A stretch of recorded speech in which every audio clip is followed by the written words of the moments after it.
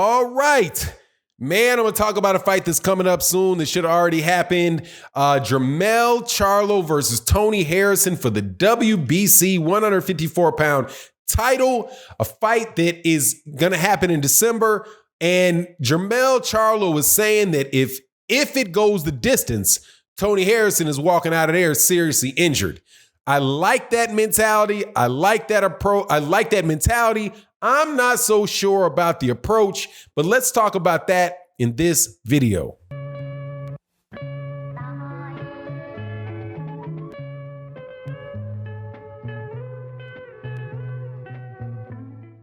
All right, welcome back to the channel. Subscribers, if you're not subscribed, please subscribe and hit the bell icon so you can be notified of when we release more videos. Also, I want to say a special thank you to everybody in the Patreon and in the live stream community for your support through the Patreon donations, through the super chats, through the Cash App. You guys allow and make this channel go. You guys allow us to do this every day. I want to say thank you so very much.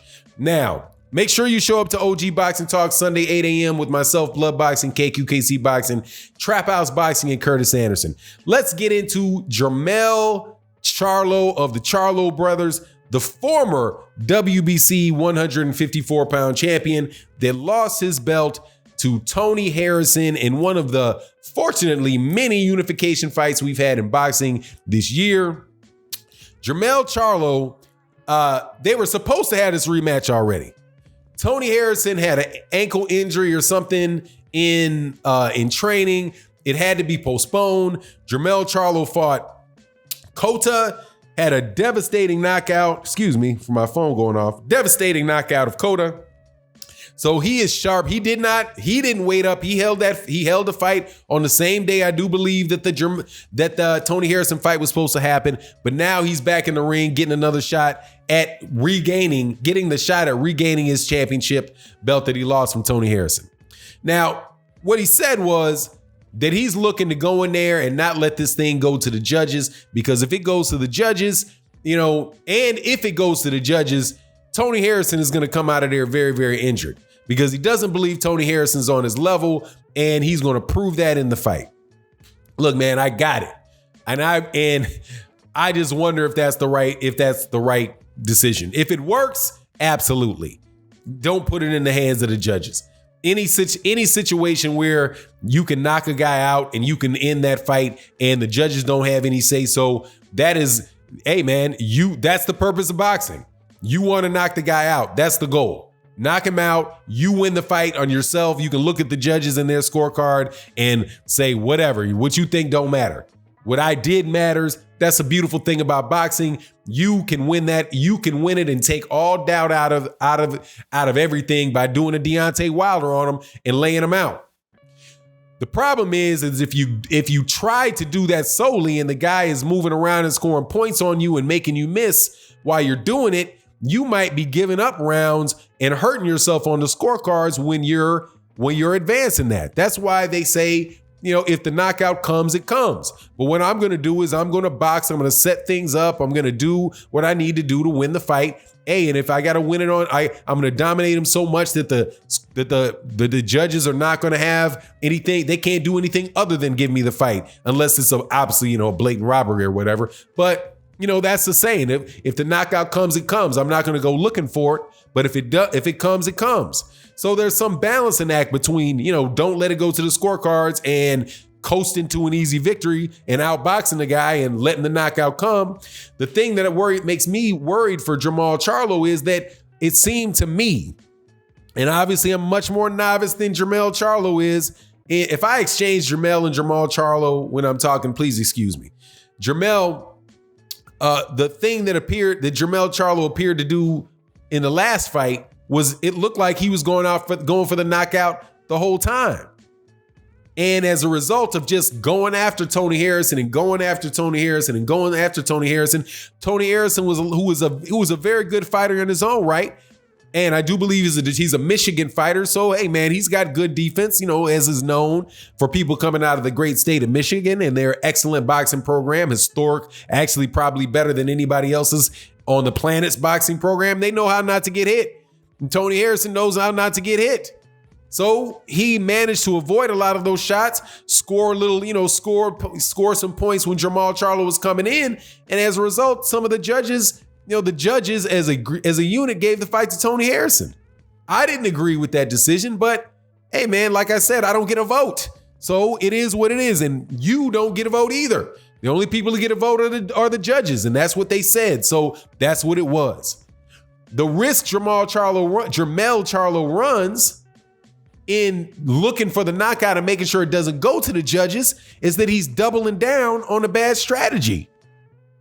Now, if he's going to be a little more responsible for it and wear him down, go to the body, make sure that you see, that you're actually making good contact when you're coming in, that you're not swinging wildly and having the guy and having him miss and make, like, pretty much turn your aggression into defensive points for your opponent, right? Because the areas that you judge in boxing, clean effective punching, clean effective punching, defense, and ring generalship. If you're going after a guy and you're throwing these bombs and they're not landing, shoot, he's scoring, because that's defense. And if you're moving around chasing him and he's going wherever he wants to go in the ring, you're missing out on ring generalship. So you're chasing ring generalship. You're losing ring generalship. You're losing defense, but it just in hopes that every once in a while you land a clean and effective punch. It seems to me that that's a very risky proposition, especially when you lost your last fight doing the same thing. But Jermell Charlo believes that he can do it.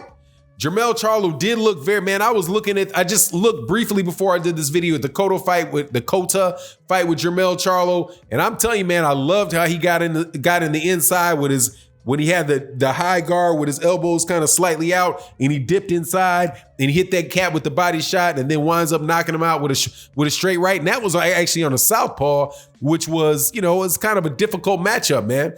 The southpaw orthodox stance, he was actually able to do that against Cotto, who was a tall, long fighter. Probably, not the best fighter in the world, not the worst, not the best fighter in the world, but Jermell looked very good in that fight.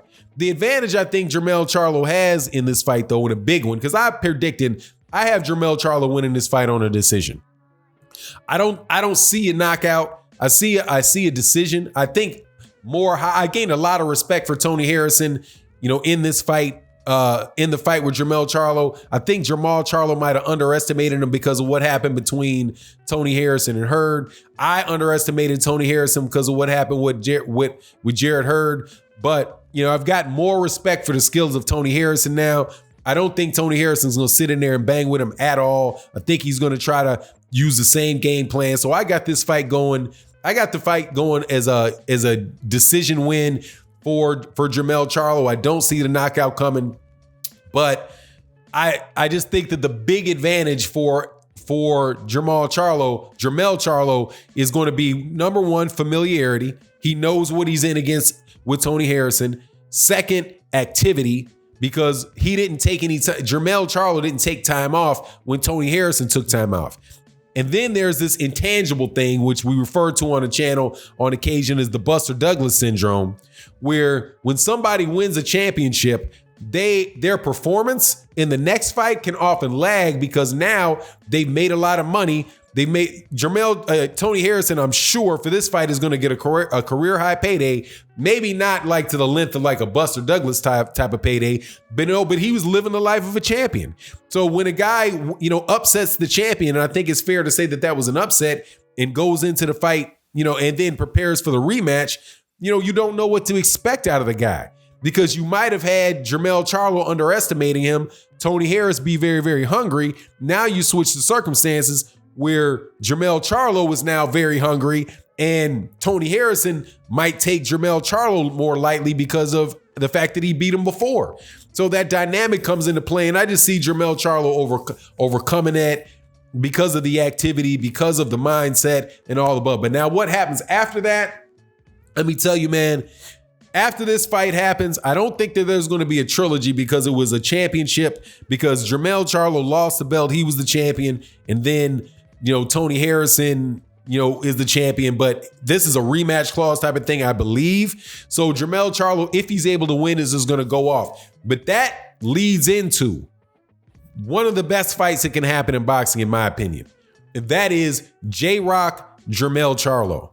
J-Rock, Jermell Charlo. Now, the reason why I think that is one of the best fights in boxing is J-Rock is one of the more underrated fighters in boxing. 154-pound division, quite honestly, is one of the most if not the most underrated underrated and stacked division in boxing between J-Rock, Tony Harrison, Tony Harrison, Jermell Charlo. You got guys like Brian Castano. You still got Erislandy Larov floating around. Jaime Munguia really doesn't count because he ain't fighting nobody but none of these other guys, and people don't even demand that he fights these guys. But the J-Rock fight would be all 3 belts would be on the line. Well, 3 of the 4 belts would be on the line. The WBC, the IBF, and the WBA. It would be a chance for J-Rock to get a slight bit of revenge on Jermell Charlo, because Jermell Charlo and J-Rock had a good fight up until till J-Rock got sparked. But Jermell Charlo and J-Rock, man, who upset Jarrett Hurd, man, could be one of the best fights, one of the best underrated and most underrated fights in boxing. And I absolutely positively, man, I keep seeing something crazy. Yeah, I absolutely looking forward to that fight. Because then we could, with any type of luck, we could have a unified champion at 154 pounds. Jaime Munguia is not going to be at that weight class much longer. He's going to go up to 160 pounds. The WBO championship is going to be up for grabs. I don't see any top-ranked fighters or golden boy fighters grabbing that, with the exception of maybe Virgil Ortiz might get a shot at it. But I think he's tying in at 147 pounds for the time being. But Virgil Ortiz is a very good fighter at 147. I expect to see him up at 154. But anyway, it is what it is. We'll see what goes on with the 154-pound division. I'm looking forward to this fight. Let me know what you think in the comment section. And with that, I'm out. Peace.